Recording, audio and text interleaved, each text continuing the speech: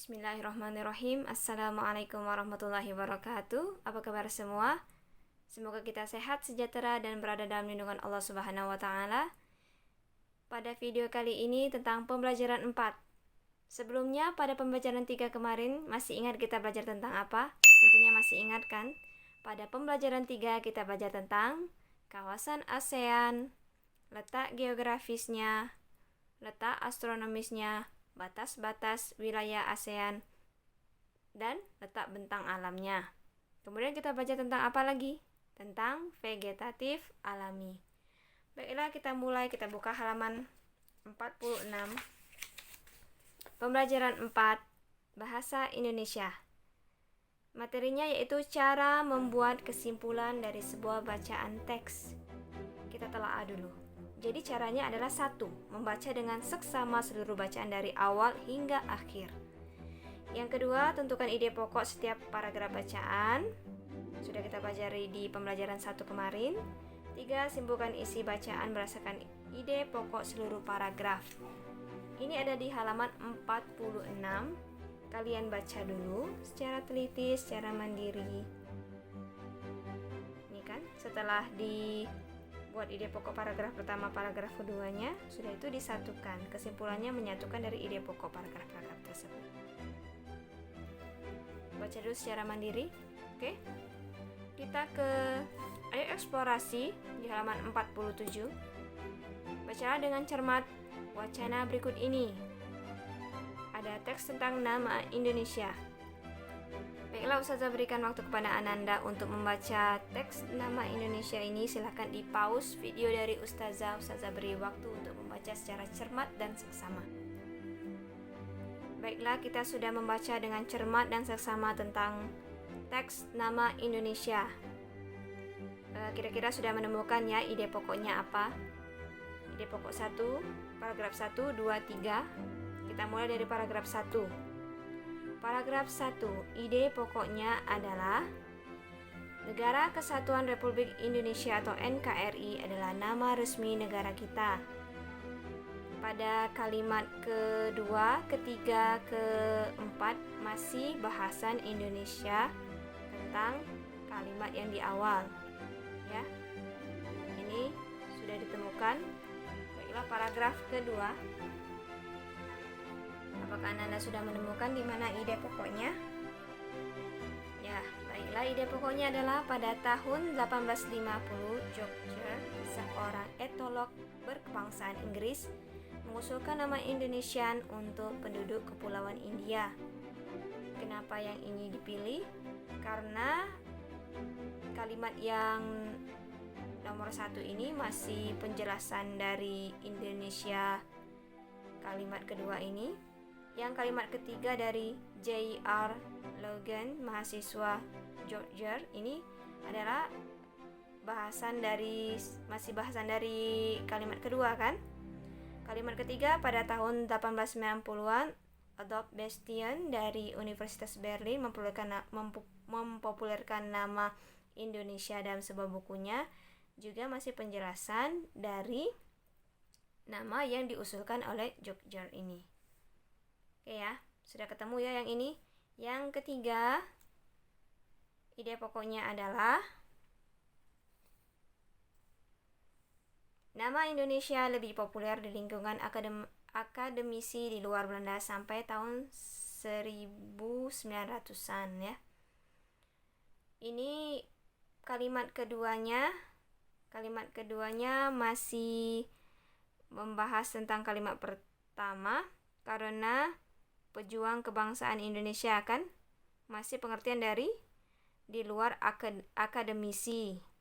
Sedangkan kalimat ketiganya, Ki Hajar Dewantara adalah sarjana Indonesia yang secara terang-terangan menggunakan nama Indonesia pertama kali. Ki Hajar Dewantara masih termasuk di lingkungan akademisi luar Belanda ya. Dan pada kalimat terakhir ini masih penjelasan dari Ki Hajar Dewantara. Jadi kita pilih di ide pokoknya di awal kalimat. Setelah itu kita simpulkan dari ide pokok paragraf 1, 2, 3 kita simpulkan. Kesimpulannya adalah Negara Kesatuan Republik Indonesia adalah nama resmi negara kita. Pada tahun 1850, George, seorang etolog kebangsaan Inggris, mengusulkan nama Indonesian untuk penduduk Kepulauan India. Nama Indonesia lebih populer di lingkungan akademisi di luar Belanda sampai tahun 1900-an. Ya. Oke, kita beralih ke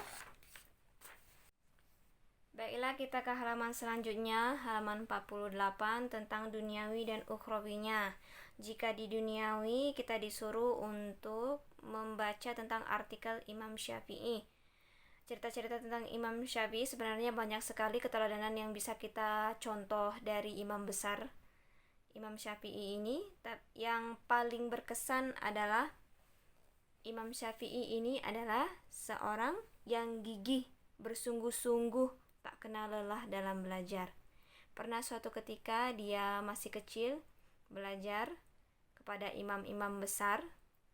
Dia belajar menghafal Quran, hadis, ilmu agama, dan sebagainya. Imam Syafi'i, ibunya tidak punya uang untuk membeli kertas untuk dia tulis ilmu tersebut, hingga akhirnya ia mendapatkan tulang-tulang yang lebar sehingga dia menulis di tulang-tulang yang pada ukhrawinya di Quran surat Al-A'raf ayat 176, Allah Subhanahu wa taala berfirman yang artinya Bismillahirrahmanirrahim, maka ceritakanlah kepada mereka kisah-kisah itu agar mereka berpikir. Mengambil kesimpulan laksana mengambil hikmah dari suatu tulisan. Hikmah berkaitan dengan berpikir logis dan mendalam. Banyak ayat Allah yang memerintahkan kita untuk mengambil hikmah dari setiap kejadian atau peristiwa. Tujuannya agar kita lebih waspada dan berhati-hati dalam segala sesuatu. Baiklah, selanjutnya kita ke fokus pembelajaran PPKN halaman 49. Kita telah bacaan tentang PPKN agama di Indonesia.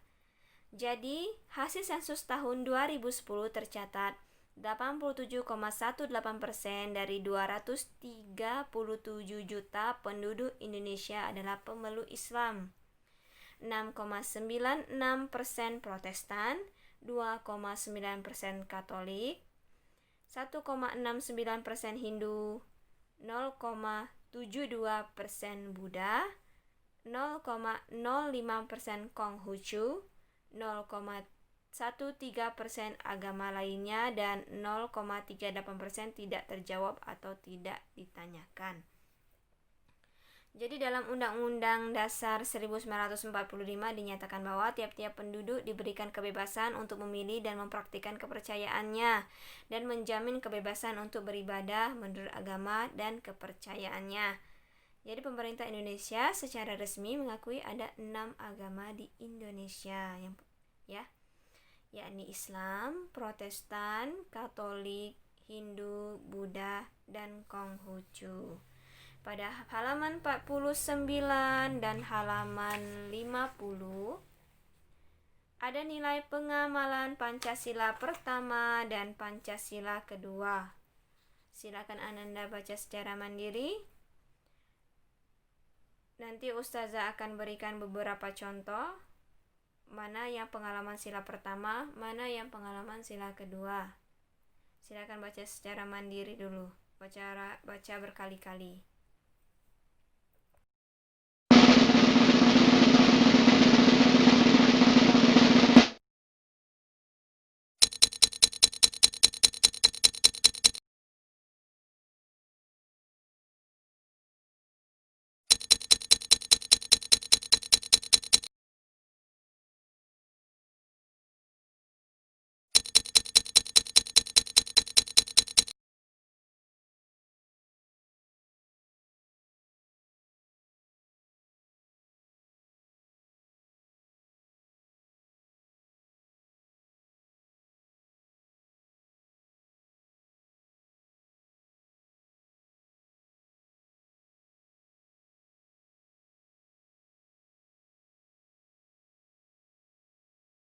Pada nilai duniawi disajikan tentang kegiatan sehari-hari kita dari hari pertama hari ke-7, tapi kita melakukannya ini setiap hari. Seperti contoh saja di sila ke-1, kita sholat 5 waktu setiap hari, sudah dilaporkan. Al-Maqsurat, mengaji, murojaah, sholat duha, sholat qiyamul lail, dan ibadah-ibadah lainnya sudah kita lakukan setiap hari. Misalkan sila kedua, kita membantu sesama, membantu tetangga, apalagi membantu orang tua di rumah. Itu yang duniawi. Insya Allah sudah dilakukan ya. Tinggal maksimalkan saja dari hari ke hari ibadah dan menolong orang tua, menolong sesama. Pada nilai ukhrawi kita dapatkan di Quran surat Al-Ikhlas ayat 1, Allah berfirman, Bismillahirrahmanirrahim, katakanlah Muhammad, dialah Allah yang Maha Esa. Dan Quran surat An-Nisa ayat 58, Allah berfirman, Bismillahirrahmanirrahim, sungguh Allah menyuruhmu menyampaikan amanat kepada yang berhak menerimanya. Dan apabila kamu menetapkan hukum di antara manusia, hendaknya kamu menetapkannya dengan adil. Sungguh Allah sebaik-baiknya yang memberi pengajaran kepadamu. Sungguh Allah Maha mendengar, Maha melihat. Jadi dalam pandangan Islam, sila pertama ketuhanan yang Maha Esa adalah pancaran tauhid. Dan sila kedua kemanusiaan yang adil dan beradab merupakan salah satu unsur utama ajaran Islam tentang nilai keadilan dalam bermasyarakat. Jadi ketika kita melaksanakan ajaran Islam, berarti kita pun sudah melaksanakan sila dari Pancasila. Nah, kita amalkan ajaran Islam dalam kehidupan sehari-hari kita. Itu saja materi hari ini. Semoga kita bisa memahami materi yang dibagikan hari ini. Berbanyak maaf. Wassalamualaikum warahmatullahi wabarakatuh.